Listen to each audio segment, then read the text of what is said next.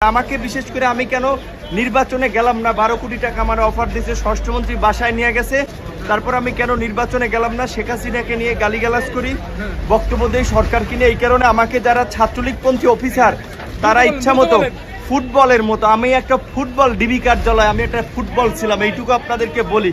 এখনো যদি আমার সমস্ত শরীর এই যে দাগ এখনো এই শুকায় নাই, এই এখনো শুকায় নাই। আপনারা একটু এইটা তো বলেন, অন্তত রিমান্ডে যে কারেন্টের শক দেয় এবং সিনিয়র জুনিয়র নাই, চট থাপ্পড় গরুর মতো হাত পাও বাইন্দা পিটাইতেছে, বারবার রিমান্ডে নিলে আরো টর্চার করবে। আপনারা আইনগতভাবে বলেন, রিমান্ডে নিলে যে রিমান্ডের যে নির্দেশনা, যে একজন ম্যাজিস্ট্রেট রিমান্ডে একজন ম্যাজিস্ট্রেট যে উপস্থিত থাকা অবস্থায় যে কথা বলবে সেইভাবে ব্যবস্থা করতে, টর্চার করে সবাইকে ব্যাপক মাত্রায় যেন রাজনীতি না করে। অনেকের কাছে মুসলেকা চায়, মুসলেকা যে বাইরে যেন রাজনীতি না করে।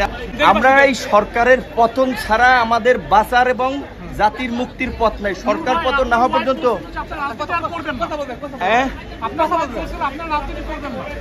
আমাকে তো বাঁচতে দিবেন, আমাকে বলছে পঙ্গু করে দিবে ইলিয়াস আলীর মতো। যদি আমি ওদের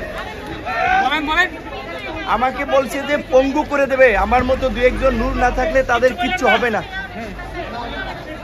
আমি শুধু এইটুকু বলি যে আমার শারীরিক পরীক্ষা করার দরকার, চিকিৎসা করা দরকার। আমার ইনজেকশন পুশ করছে, এটি কি স্লো পয়জন? যমুনা রেফ্রিজারেটর, খাবার ফ্রেশ তো লাইফ জম্পেশ। জিজ্ঞাসাবাদের নামে, রিমান্ডের নামে তার গোপন অঙ্গে পর্যন্ত লাথি মারা হয়েছে, এটা উনি নিজ মুখে আদালতকে বলেছেন। এবং আমরা আদালতে 3টা পিটিশন দিয়েছি।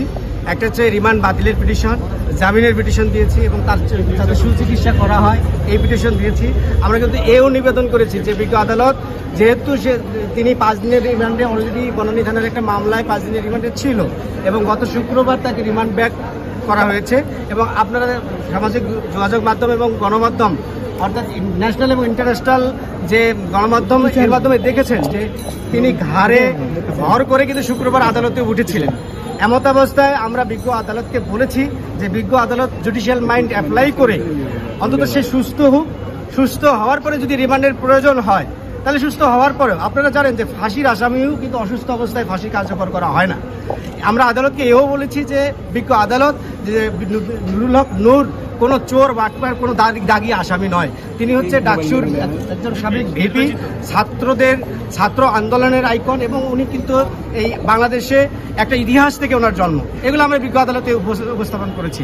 বিজ্ঞ আদালত আমাদের কথা শুনেছেন, শোনার পরে আমাদের সিনিয়র লার্নার যেটা বললেন যে